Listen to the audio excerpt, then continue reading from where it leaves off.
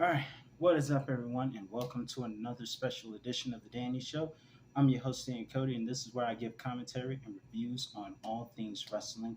Before I get started with today's review, I would like to send a special shout out to Ease Lazarus O for your subscription. Thank you so much.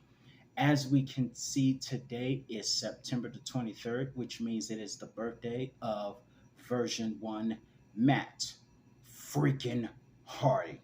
Speaking of Matt Hardy, I'm going to tell you a funny story. This is actually a true story before I get started with the review.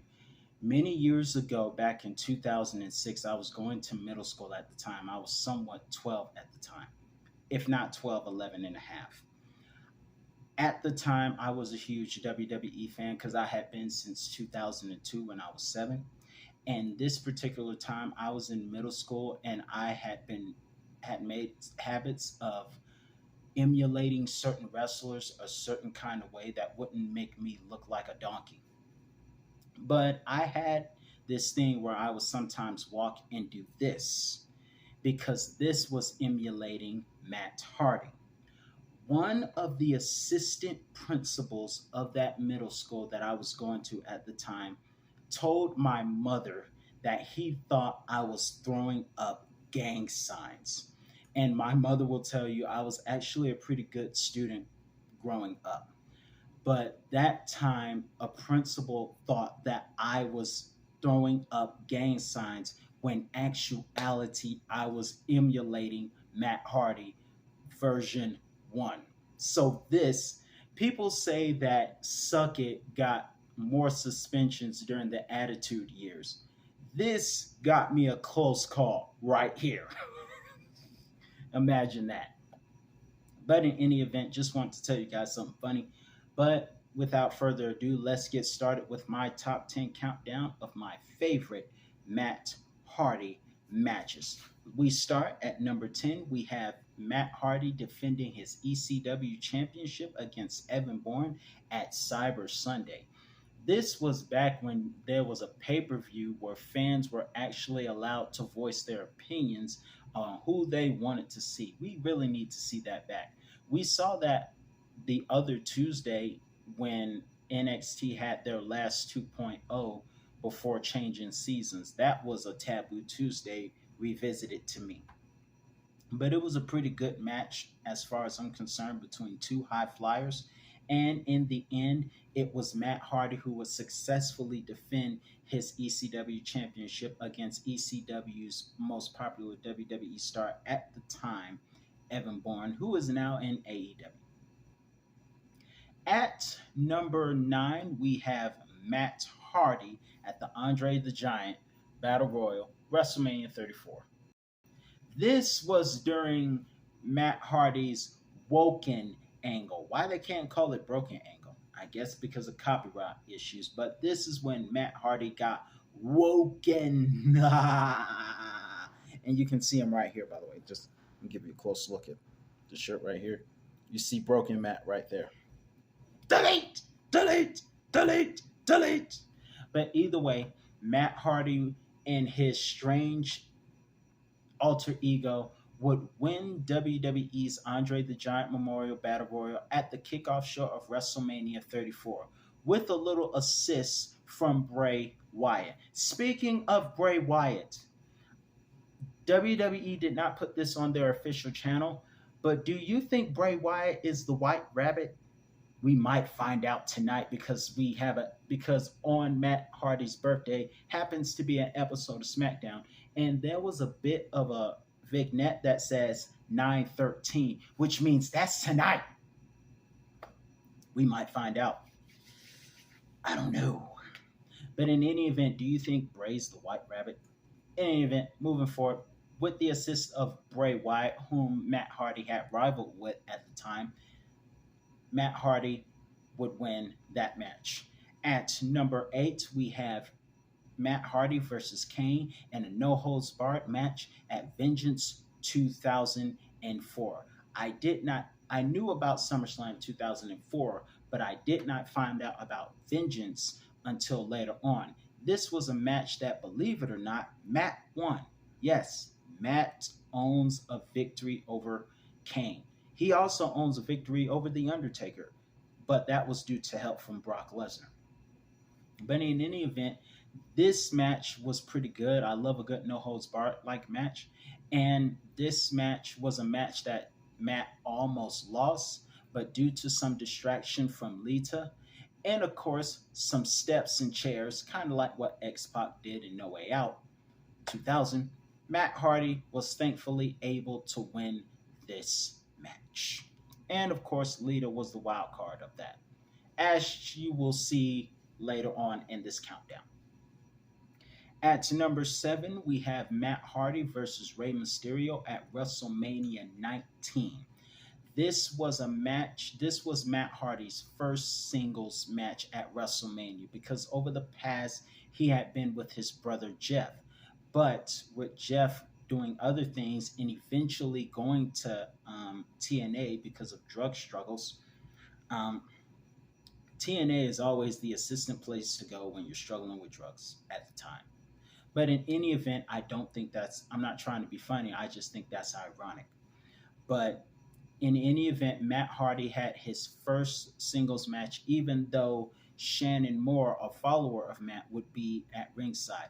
It was a great match to open up WrestleMania 19. And due to Shannon Moore being a follower of Matt, and of course, cheating methods with Matt Hardy rolling up Rey Mysterio with the ropes, Matt Hardy would win this match and he would go on to have, which means he would win his first WrestleMania match in a singles match, by the way.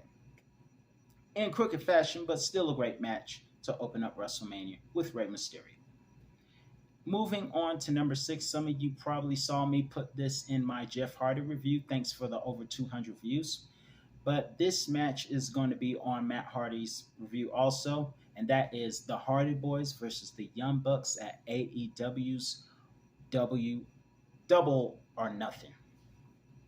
Like I said in my Jeff Hardy review, this was a great match. This was two amazing talents of different generations coming together for an amazing match for one night. And it did not disappoint. And with Matt Hardy using the twist of fate and Jeff Hardy going for the swanton, the Hardy Boys would win this match. It was epic. Check it out, Double or Nothing. Moving forward to number 5. This is also on the Jeff Hardy list. And this is Edge and Christian versus the Hardy Boys at No Mercy 1999. Also, I reviewed No Mercy 1999. If you want to check it out, it's right there. But in any event, did I point the right direction? Yeah. Okay. In any event, a great historic ladder match between Edge and Christian. These two will go on to have a great rivalry as a tag team. These two teams will have a great rivalry, excuse me. And this match was one of the start of an amazing match. They won the services of Terry Runnels, which Jerry Lawler could not shut up about, and lots of money. They would go on, Edge and Christian versus the Hardys, would go on to be a great triple threat rivalry that would win Match of the Year at the Triangle Ladder Match 2000, as well as Match of the Year and 2001. I think Survivor Series 2001 Winner Take All was one of the matches of the year. But this was also another great match of the year.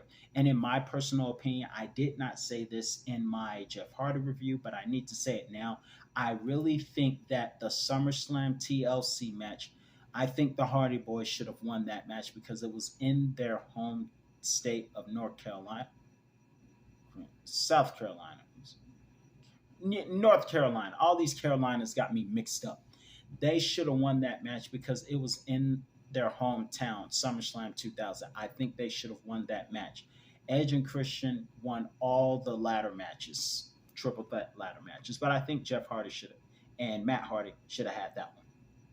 But in any event, back to No Mercy 99, great match. The Hardy Boys did win that one. And they wrecked the heck out of themselves also. Going to number 4, we have Matt Hardy getting his first major singles championship win at Unforgiven 2008 in a championship scramble, which featured then world champion Mark Henry, Finley, Chavo Guerrero, and The Miz before he claimed himself as being awesome. Also, before he was Tiny Grapes, and also before Dexter Loomis stalked him. How do we have a stalker as a babyface? Remember when he used to stalk Christy Hemme? But in any event, this was Matt Hardy's first single. He had already been U.S. champion. He had already been cruiserweight champion. But this is the first time he would go on to win a major championship at the time, and that was the ECW championship, which he would then win in the scramble with, like I said, Henry being champion. So great year. 2008 was a great year for the Hardys, as far as I was concerned. Moving forward to number three, speaking of the Hardys, we have Brotherly Warfare, Biblical Proportions, Cain and Abel in the Bible. This next match at number three is Matt Hardy versus his brother Jeff at WrestleMania 25. Great showing by both men, especially Jeff Hardy, especially that body splash through two tables. However, Jeff Hardy's high flying ways would catch up to him when he missed a leg drop off the top of the ladder, and Jeff Hardy would capitalize with a twist of fate with the chair to win the match. This all was because Matt Hardy turned on Jeff and hit him in the head with a chair, costing him the world championship against Edge. Also, Jeff, like many people, refused to face their family. But when it came out that that Matt might have had something to do with that fire that claimed the life of his dog Jack, from the scripted standpoint, he lost his. I think he lost his dog for real. But when it came revealed that he might have had something to do with it, as well as the pyrotechnic dysfunctions that happened during what was supposed to be Jeff Hardy as a special guest on the cutting edge. When all of that came together, it was Jeff Hardy. Matt Hardy, excuse me. When all of that was exposed, Matt finally decided to face Jeff finally decided to face Matt Hardy at WrestleMania. Matt will go on to win WrestleMania 25, as well as the stretcher match on an episode of SmackDown. And it wasn't until Backlash 2009 that Matt Hardy apologized and said, "I quit," but got splashed through a table despite. Nonetheless, they had a great rivalry. Sometimes tag partners make just as much good opponents. And it's so interesting that Jeff said he'll never face his own flesh and blood. Undertaker said he'll never face his own flesh and blood. Rey Mysterio might face his own flesh and blood next year in California. In the words of The Undertaker, never say never. Going on to number two, we have another major championship win for Matt Hardy at TNA's Bound for Glory in a triple threat match between himself, EC3, and Drew Galloway, aka now known as Drew McIntyre. Great match. We saw we saw stairs, tables, and chairs, and Jeff Hardy was the special guest ref of this triple threat match. EC3 was the champ before he had his issues with Velveteen Dream. Also, who's telling the truth, Velveteen Dream or EC3? Is EC3 on drugs? I don't know. Let me know your thoughts in the comments. But in any event, this was a great triple threat match between these two in the Bound for Glory main event that Matt Hardy would go on to win because Jeff Hardy got tired of EC3's crooked ways, kicking Drew low and provoking Jeff Hardy. Jeff would take the chair, go for the twist of fate. Matt goes for the twist of fate. One, two, three. Matt Hardy gets his first TNA World Championship victory and would reign as champion. And his father was there, by the way. Great memory. At number one, I can't have a Matt Hardy match without talking about this match right here and this rivalry. This is, at number one, we have Matt versus Edge at Unforgiven 2005. This match was based on a real life beef between Edge and Matt Hardy. And of course, thankfully, they heeded Vince's words and they didn't try to harm each other for real, although they could have. It all started because during Matt's time away, Adam Copeland, known as Edge, had an affair with Lita, Matt Hardy's girlfriend, and this was a real life affair that would come full circle into the script. And so they would fight at SummerSlam, which ended off with security pulling Edge off of Matt. Then it would go into a steel cage match. And one of the greatest highlights, before that great highlight came, Matt Hardy put his hands on his girlfriend Lita and gave the twist of fate, and then was perceived to take Edge out before delivering the leg drop from the top of the cage for the victory. What's so ironic is they both killed each other for a real life problem. And come to find out, Lita left both of them. And that ended up Edge married Beth. Matt had another girlfriend whom I got married again.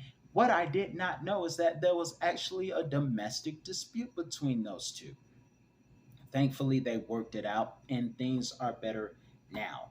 But it's so interesting to know that those two wanted to tear each other apart over Lita, and both of them went on to find more stable marriages. So, congratulations to the both of them. Also, before I leave, what do you guys think about this review? What was your favorite Matt Hardy match? Let me know in the replies. This is all the time I have for you today, and I'll be back tonight with my review on SmackDown. And will I be talking about Bray Wyatt as the White Rabbit? We'll see. See you then.